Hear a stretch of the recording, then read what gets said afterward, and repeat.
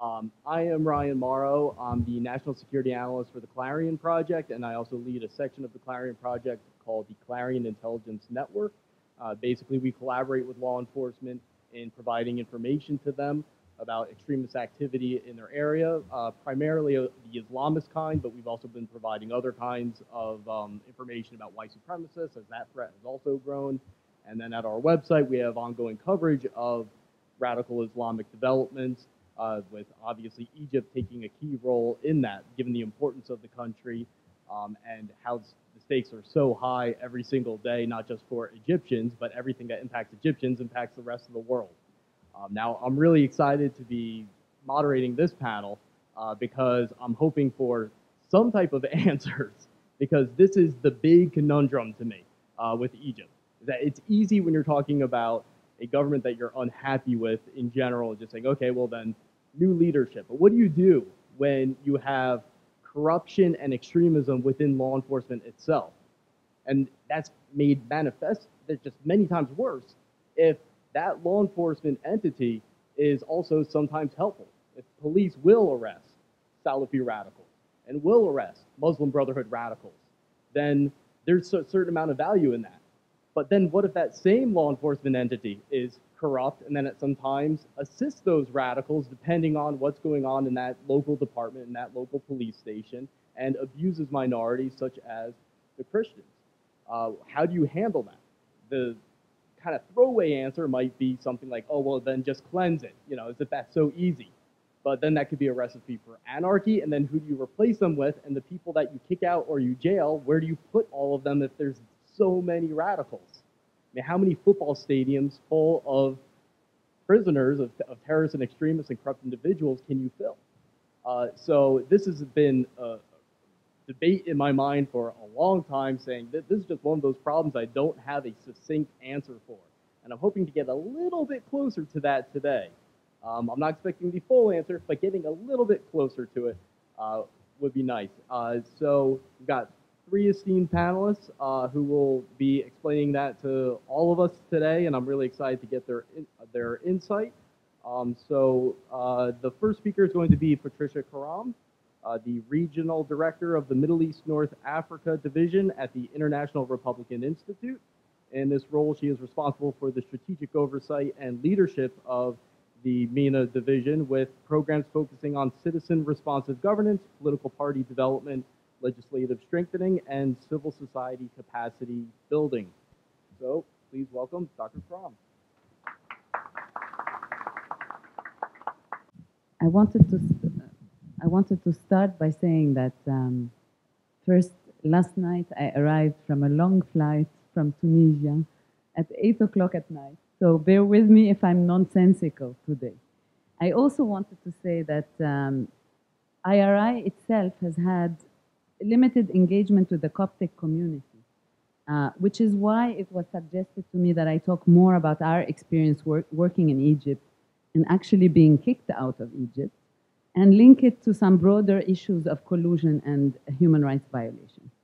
And again, I'm relatively new to IRI in the sense that anybody who hasn't worked there for 4 years is new. And I'm not part of the generation at IRI which suffers PTSD, having had to live with the experience of being told to leave Egypt. So first, just to frame it a little bit, since the timing of IRI's departure from Egypt, the security forces have escalated a campaign of intimidation, violence, and arrest against not just opponents, but civil society activists and critics, invoking terrorism and the state of emergency law. I'm sure there are a lot of experts in the room, and I'm sure that some of the panelists will speak in more details about some of those issues. Again, in the same spirit, the government and parliament issued restrictive laws that curtail freedom of speech and access to information. And various crackdowns have invariably involved abuses of power and collusion. And there are numerous examples of these. And again, Egyptian authorities have been using counterterrorism and state of emergency laws and courts to prosecute these activists, critics, bloggers. Cases have also been transferred to the Emergency State Security Courts, which is a parallel judicial system that has been in effect since October 2017 as part of that state of emergency that the government instituted to combat terrorists and drug traffickers. The Interior Ministry's National Security Agency has also increasingly operated with near absolute impunity. So what of freedom of association, which leads up to our case? Under President Mubarak, freedom of association was restricted. So Law 84, and I don't know how much this has been talked about before this panel, this law number 84 of 2002 allowed the Ministry of Social Affairs to monitor NGO activity, registration, funding, membership. And again, violations were associated with prison sentences, and NGOs were able to maneuver at the time. And I remember doing an assessment in Egypt at about that time. NGOs were able to maneuver around the law by registering as law firms or companies, limited liability companies, which was tolerated and was a way for funders to give money to these NGOs. The government cracked down on NGOs when it desired, so that their operations were often suspended, refusing to grant licenses or closing offices, arresting activists, freezing assets, banning travel. But civil society had some range of motion, especially towards the end of Mubarak's presidency. What would thereafter grab headlines was the arrest and prosecution of 43 international workers, including IRI, on charges of illegal foreign funding, what is known as Case 173. And it begins in 2011 with the raiding of headquarters of multiple foreign NGOs. IRI had first applied to work in Egypt back in 2006. Egyptian law allowed NGOs to apply for registration, requiring them to wait for a certain period of time, 60 days, to allow the government to process the paperwork, after which they would be considered registered and free to operate. In Lebanon, it's a similar process, the ilm and khabar process. We have it in Lebanon as well. Between the time of the original submission and the raids on the offices, IRI had not received any official response or action to advance or reject our application. Moreover, at the same time, the High Elections Commission, which supervised the 2011 parliamentary elections, authorized employees to serve in an official capacity as monitors in Egypt, so affirming the position that legally, that IRI had legally been permitted to work in Egypt. So this accreditation was the first effective formal response that IRI had received from the government acknowledging its existence or its work in Egypt. So in December 2011, the offices of IRI in Cairo, Alexandria, and Luxor were raided, as were the offices of NDI, Freedom House, International Center for Journalists, and Konrad Adenauer Stiftung. The raids were well planned, occurred concurrently across the country. Despite assurances to the contrary, the bureaucracy proceeded at full speed as Egyptian state investigators continued calling our staff in for interrogations.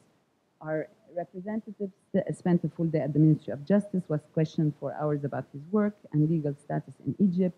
IRI had 16 employees from Egypt, the US, and Europe called in for questioning.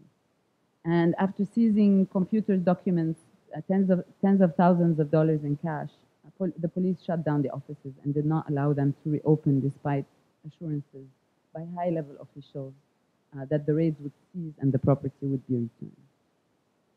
In January of 2012, our resident director attempted to leave Egypt on a personal trip, but was held up at customs and not allowed to board.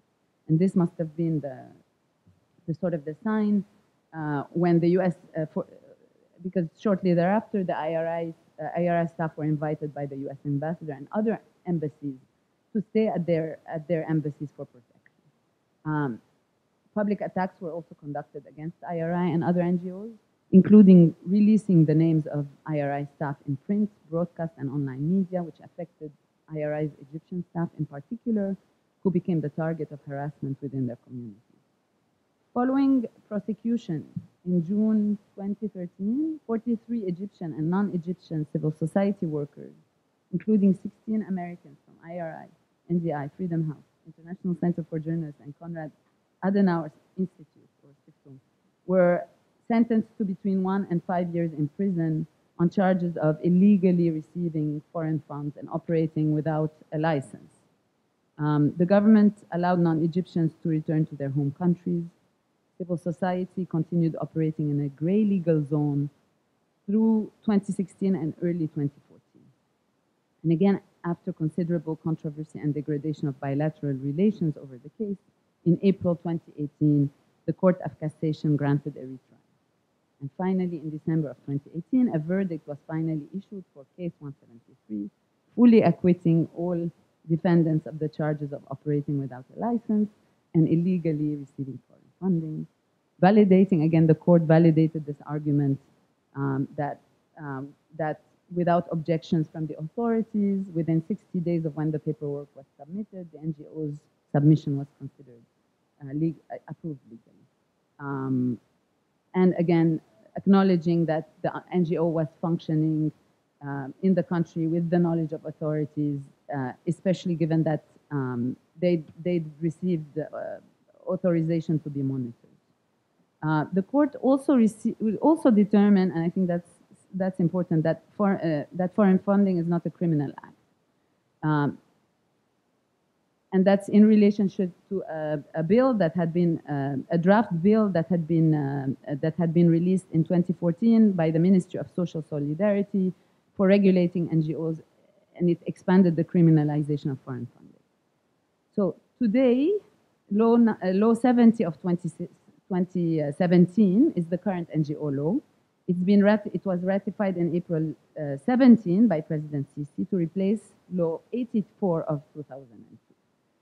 It introduced further restrictions on registration, funding, and activities, and expanded government and security sector oversight of NGOs. However, the government in April 2019 again introduced a new law to replace the 2017 law, but its text has not been yet released. President Sisi also amended Article 78 of the Penal Code to include harsher punishments for receiving unauthorized foreign funding. So again, these actions have drawn sharp rebuke from foreign governments.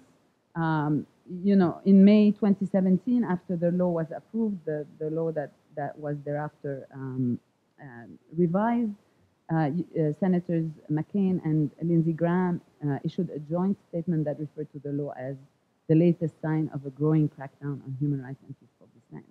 U.S.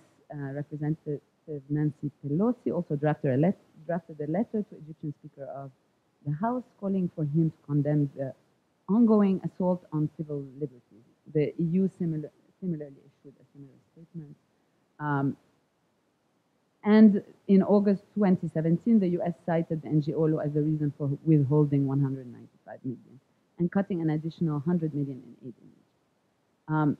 This story is to be continued.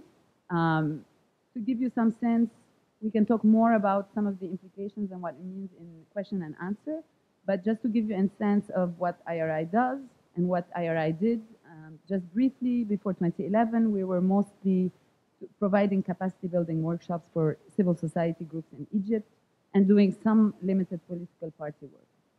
After 2011, we focused on political party building and campaign training for political candidates. And we worked with a full spectrum of political opinions within Egypt, representing a range of political parties. And we did not provide monetary or material support to Egyptian political parties or civic groups, and the Institute's work was carried out in an open and transparent manner.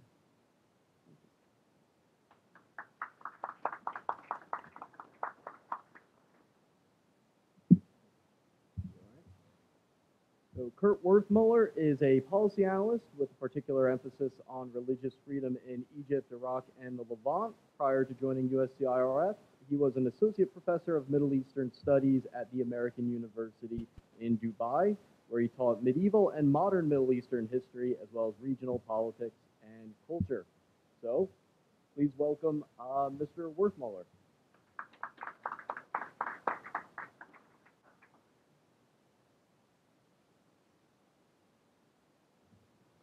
Thank you very much, and thank you for the good American pronunciation of my last name there. You might not be surprised to hear how often I get a good Bert Mueller. It's a real pleasure to speak with you today, both personally and professionally. And congratulations on 10 years of the organization. Sadly, you're still needed. It would have been nice 10 years ago to look forward and think, you know, after a decade, wouldn't it be great if these problems were resolved and we wouldn't have to continue to really, in a sense, come back to continue to talk about the same challenges and the same tragedies. And in fact, over the course of the last 10 years, we've seen some of the worst, haven't we? But I'm grateful. My colleagues at USERF are grateful for your advocacy on behalf of the Coptic Christian community. And you have friends in USERF and the broader U.S. government, and we hope to continue to push as much as possible for real and substantive change that can make the lives of Coptic Christian brothers and sisters at home in Egypt somehow better. So with that in mind, I'd like to talk about a few things today, in particular surrounding this issue of absence and inclusion of law enforcement. And in fact, I'd like to speak quite explicitly, perhaps quite literally, about this question of absence and inclusion of law enforcement. In order to do that, I'd like to sort of give a little bit of a personal recollection. I've been running around the Middle East, and in particular Egypt, in some fashion or another, personally, professionally, for 25 years now, as my whitening beard can attest. And my very first experience in Egypt, this was in the fall of 1994, in late November of that year, and I remember it was at that time of the year very particularly, I went down to Asyut, and we're going to spend a fair amount of time during the next 15 minutes or so in Upper Egypt. But that's important. Went down with a group of friends to do some repairs at a building in a large Christian orphanage, many of you may be familiar with, just outside of the city of Asyut.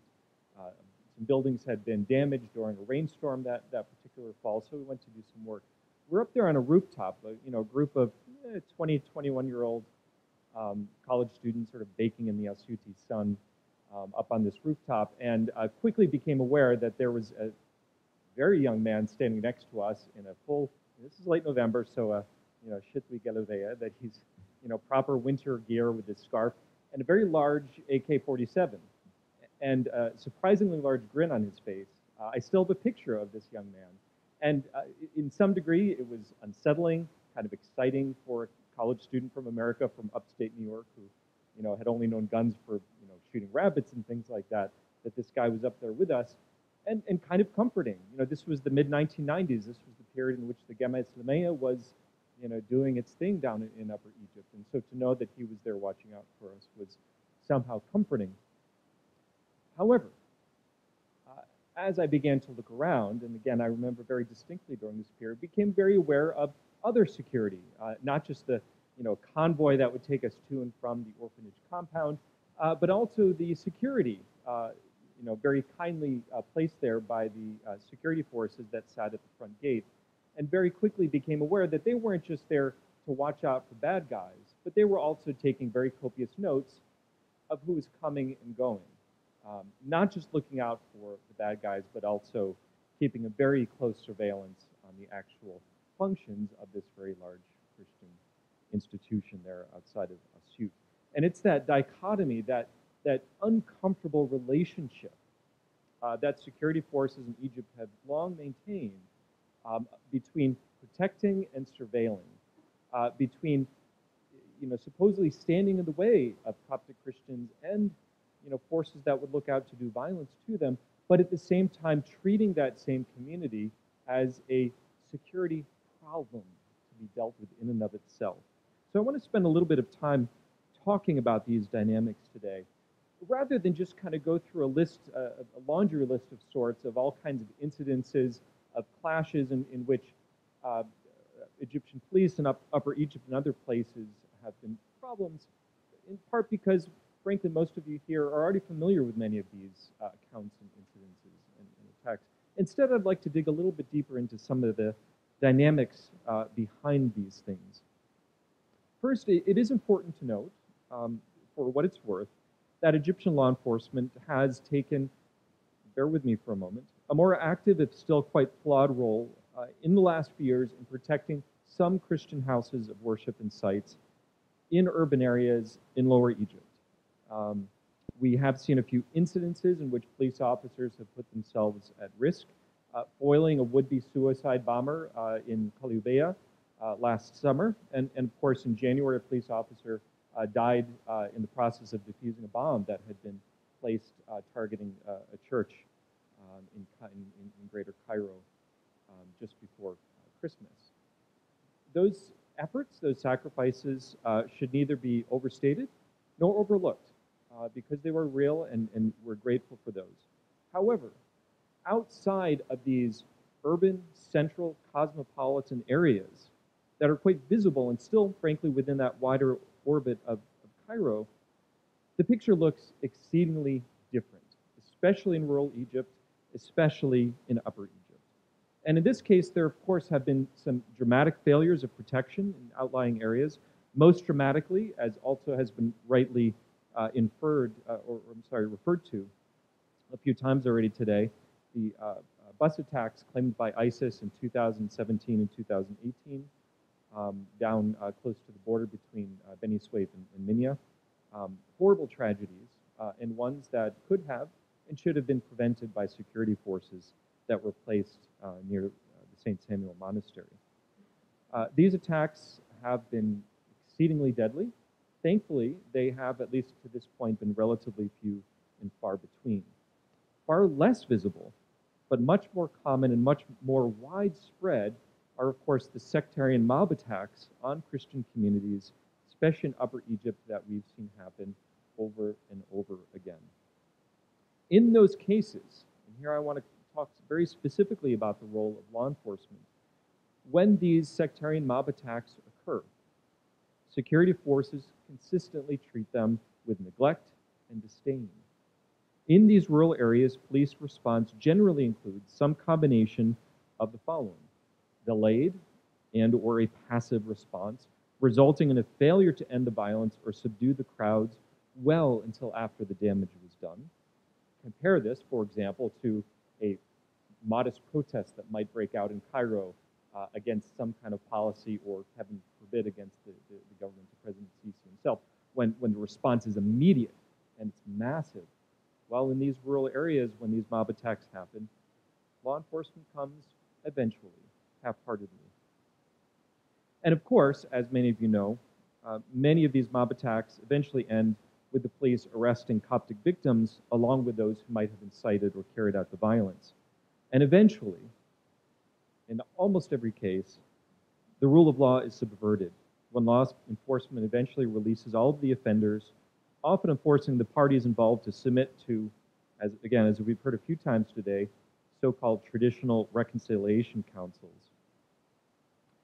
Well, to put it in terms of numbers, in nearly all of the 11 such sectarian mob attacks that occurred just between April 2018 and April of this year, as far north as the Delta and as far south as Luxor, these above dynamics were present in almost all of those categories that I mentioned: a slow and inadequate police response, arrests of victims as well as offenders, and eventual release of anybody who committed violence as a result of these reconciliation councils. And in most cases, penalties fell on the Christian victims, such as closed churches, closed prayer halls, and sometimes evictions from the town. One case study, of course, that many of you are familiar with is in the town of Komarahib. This is a tiny village just west of a more recent attack in Shusha, near Samalut in Minya. In December, a mob there gathered after word spread that a de facto church had submitted an application to register with the government under the 2016 church building law. When police arrived, they didn't respond by dispersing the protesters or arresting those responsible. Instead, they closed the church as a so-called security risk, despite the fact that the church building law of 2016 explicitly mandates that churches that have registered should remain open while awaiting approval. And of course, the community was eventually forced into a reconciliation session, which ended with no penalties for those who had chanted and thrown stones at Christians, and the church was to remain closed until registration approval, which to my knowledge is nowhere close to being approved. Well, how and why do these massive and consistent failures by law enforcement to protect still occur?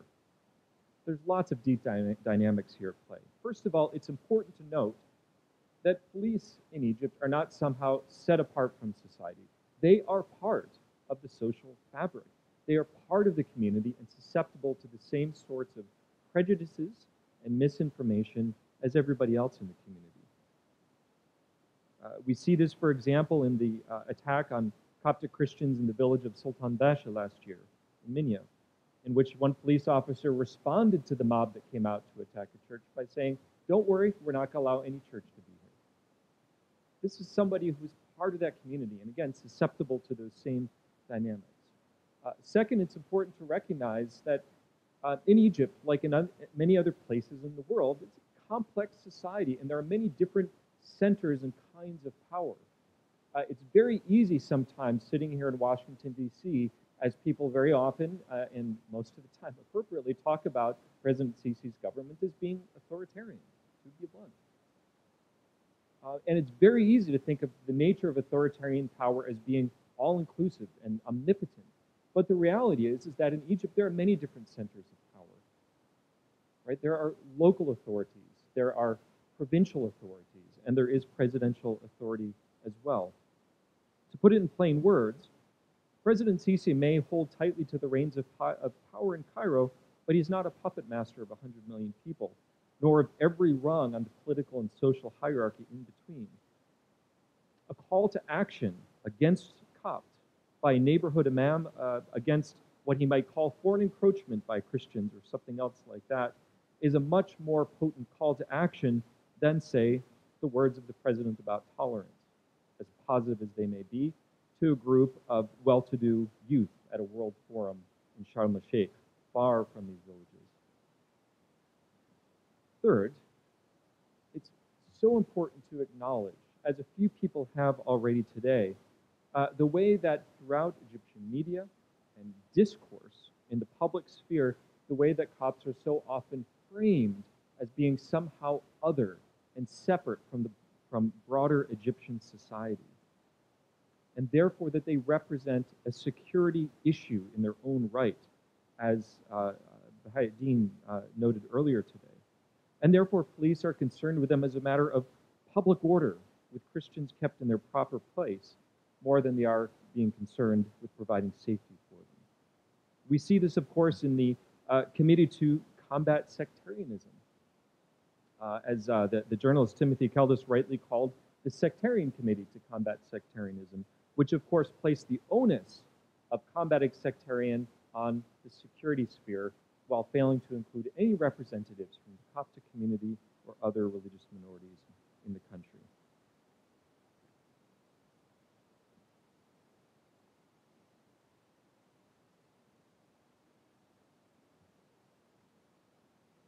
This is a problem of representation, of making it appear in public discourse in Egypt that the Copts are a problem rather than including them as an integral part of broader Egyptian society, of the national community of citizens. Christians are framed as a separate community, perhaps at best to be protected from above, but not fully included and brought alongside by other citizens. In this context, even here, comments by leaders that appear quite positive on the surface, such as the Grand Sheikh of Al-Azhar, Ahmed Tayyib's calls for Muslims to protect the houses of worship of non-Muslims, strike me as deeply problematic. Belonging to the pre-modern paradigm of looking to all non-Muslims as Ahadimma or protected peoples, but wholly inappropriate in a 21st century nation state. To be clear, protection of places of worship is the job of the police and of the broader security apparatus.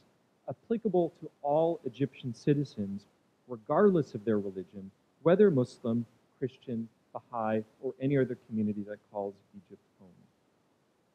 What can be done?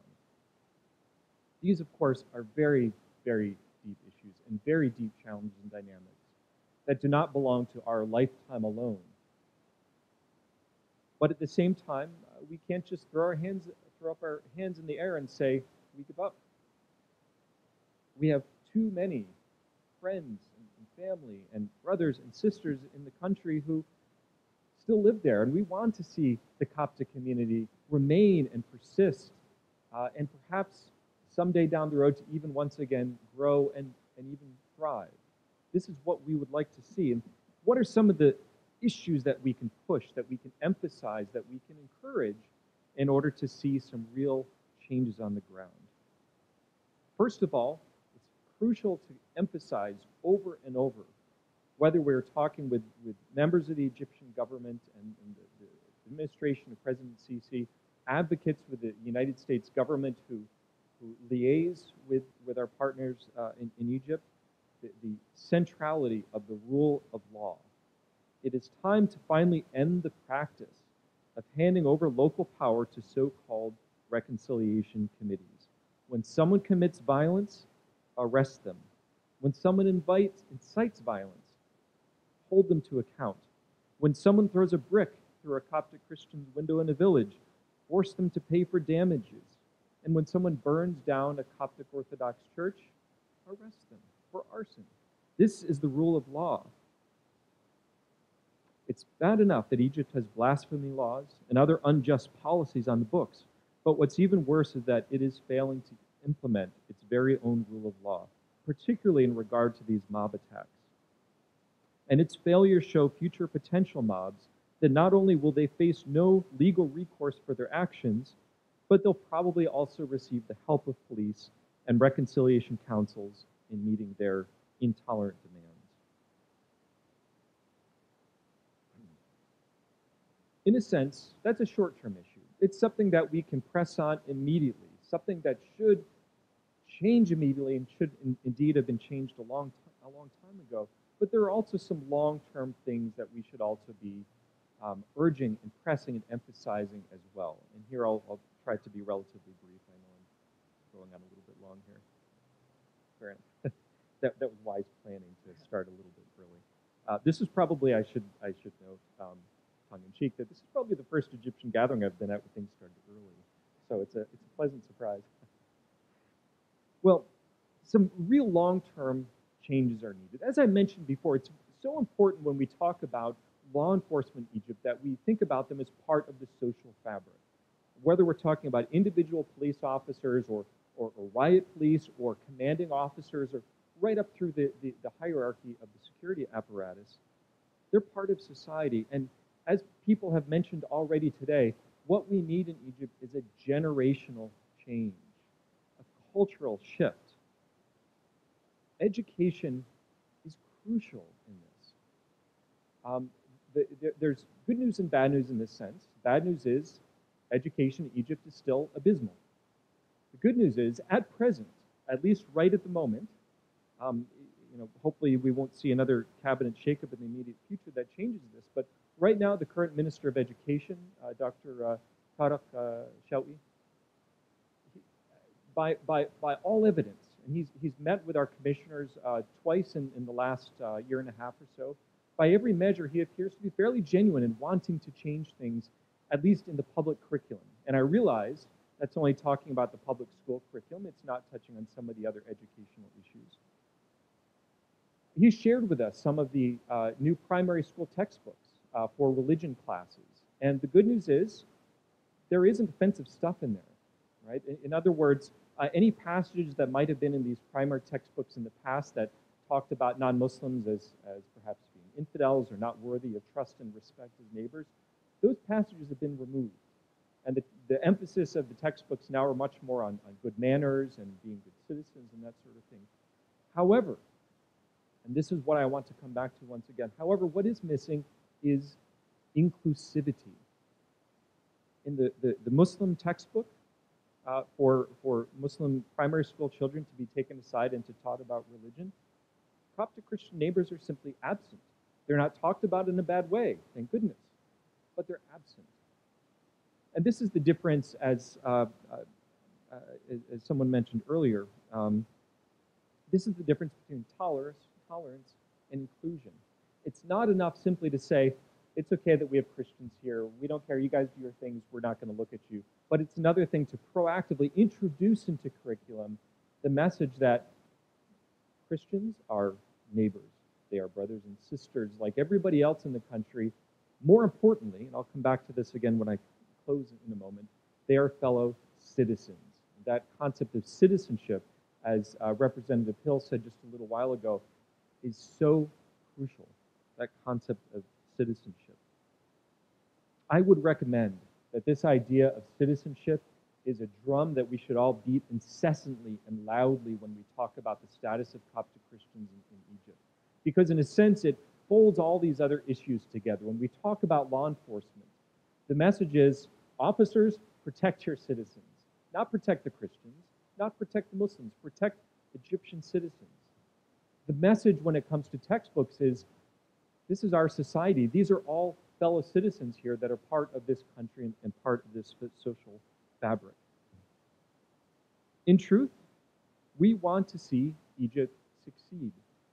We do. And I say that personally, and I say that on behalf of USERF as a function of the United States government. We want to see Egypt succeed, socially, politically, economically, but it will never reach its full potential as long as it fails to recognize the citizenship of millions of its own people. Thank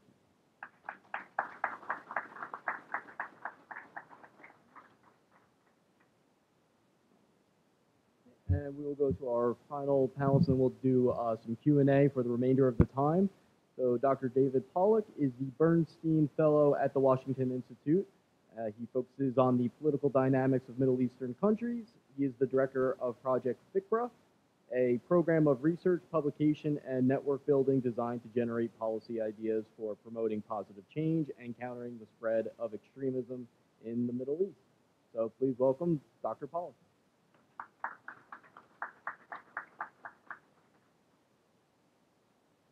Thank you very much. It's really an honor for me to be here with you today. And I want to just briefly, by way of personal introduction, say that I am a proud graduate of the CASA program at the American University in Cairo. I'm not sure I want to say how many years ago that was, but this was my introduction to the Arab world, to Egypt, to spoken Arabic language, and I've been privileged to look back on that with very fond memories, and also to use the knowledge and experiences that I gained and the friends that I made in all the years since in my work in the U.S. government and now at the Washington Institute for Near East Policy. I want to say just one more word by way of personal introduction about Project FICRA, which our moderator just mentioned. It's a blog that I direct at the Washington Institute for Near East Policy. I'm sure you know what FICRA means, but for those of you who might not speak Arabic, it's the Arabic word for idea. And it's a bilingual blog in English and in Arabic, and we welcome contributions from all of you and from people you know in the region who would like to write about their own personal experiences and analysis of important issues, political, social, economic, or even personal in the region today, so that there can be more understanding between an American audience and a Middle East audience, and even between Egyptians themselves of different creeds and of different backgrounds. And I'm delighted to say that we number among our most important contributors someone who I think is going to be speaking to you tomorrow, Rami Aziz, who was one of the early and important blog posters for FICRA, writing about Coptic issues and other Egyptian issues. We have many Egyptian contributors who risk their own safety, I'm sorry to have to say by writing about very sensitive issues like this from Egypt, even today. And it gets harder and harder to do that, unfortunately, but we're still able to get blog posts like that from Egyptian authors. And finally, I was delighted to be able to hire as our permanent Arabic language editor of Fikra Forum a guy named Mohammed Abdulaziz, an Egyptian who was one of the workers for Freedom House, who was threatened with arrest and imprisonment in Egypt and was able to flee the country and just in time. And we were able to give him a residency here in the United States, to bring his family over, and to get him a job working for the Fikra Forum blog at the Washington Institute for Near East Policy. And he remains an important asset for us, and I'm sure would be delighted to hear from any of you if you're interested in looking up our blog and contributing to it. So with that introduction out of the way, what I want to do in my brief remarks, and I have to apologize, and I have to leave a little bit early to plan another meeting like this one for a sort of private conference of Middle East citizens from different backgrounds trying to work on reconciliation issues in Europe. So my apologies for that. But what I want to do in my brief remarks is to focus on what I think are the challenges that we face, and to be very hard-headed and maybe even a little bit tough, frank, in describing what the issues, as I see it, are in our efforts to push the Egyptian government toward greater accountability and toward greater inclusiveness and toward a sense of citizenship, as was just described, for all of its people, Christians, Muslims, and others, as Egyptians all. The challenges are, I think, very substantial. Not hopeless, but we need to be honest with ourselves and say that the first thing that comes to my mind, at least, is the argument that you're going to hear, I'm sure, and that you probably have heard before, is that, well, it could be worse. We could have a Muslim Brotherhood government in Egypt instead of President Abdel Fattah Sisi military-type government. And so what's better? What is the alternative? Isn't it actually better for the Copts and maybe for Egyptians in general to have a military authoritarian ruler rather than a Muslim Brotherhood ideological ruler? And I have to say that there, to me, at least personally, and forgive me if this strikes you as maybe naive or offensive, I have to say that we have to acknowledge that this is a serious argument, that we need to confront this argument if we're going to make any real further progress in promoting the kind of Egyptian society and Egyptian rule of law that I think all of us would like to see ideally. But we have to face the practical issue of what is the alternative. If we put pressure on, this is what people are going to say to you. If we put pressure on the Egyptian government of today in order to change its policies, is that going to open the door to something even worse? Is that going to destabilize the country and allow space for the Muslim Brotherhood or other even more threatening political types or just militias to make more trouble in Egypt? That's one very serious challenge. And the second one related to it is this, that the Egyptian government, in its current practices, which are, as I said, and I agree with our previous panelists, is authoritarian and does not treat all of its citizens equally, and in particular does not protect the Copts as it should and include them as part of Egyptian society as a whole, despite some rhetoric to that effect. Okay, but the Egyptian government, as it stands, has some friends in the region and friends who are very active here in Washington in lobbying for some kind of apologies or excuses for Egypt's government practices that may not be ideal or may not be to our liking, but as they would put it, are better than the alternative. Again, and I'm talking here about there are Arab lobbies, there are pro-Israeli lobbies, there are other lobbies, business lobbies who say, well, at least Egypt is stable, at least it's friendly to the United States, at least it's not a Muslim Brotherhood government, at least it's not collapsing in anarchy and violence like some of the other Arab countries nearby. And so we shouldn't fix or try to fix what's not completely broken. We should be satisfied with what we've got.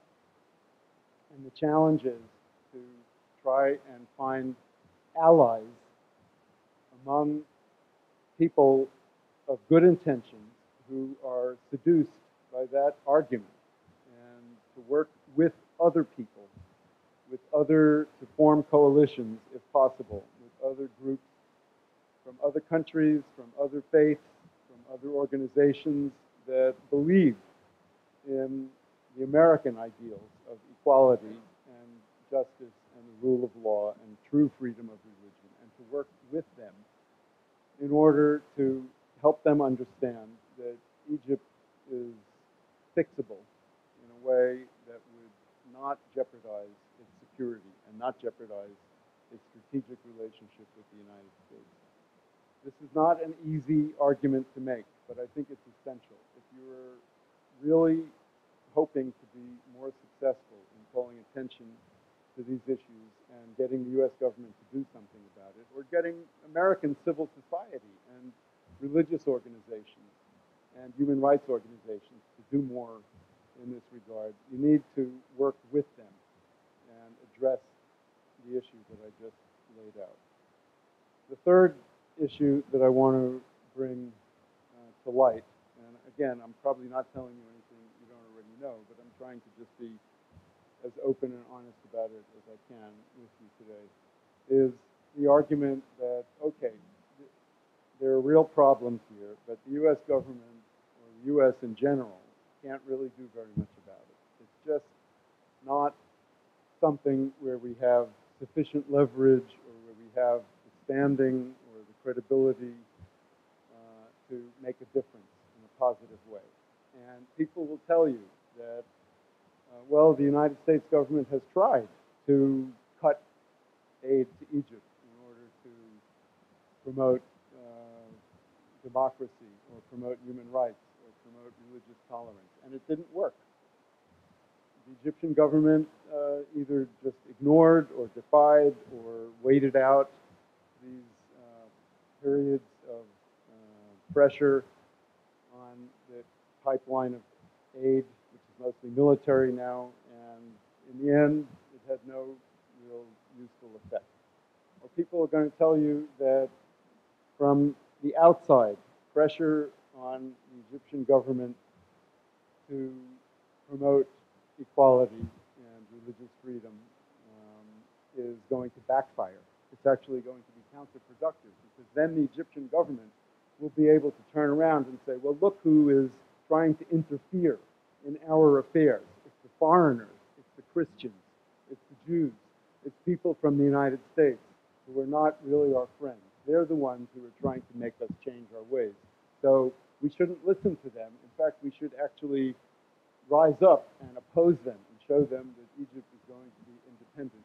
And if you read the Egyptian media, you know, I don't agree with any of this, but you will see that this is the message day after day that is promoted in the mainstream Egyptian media, that we don't want to listen to foreigners telling us how we should run our own affairs.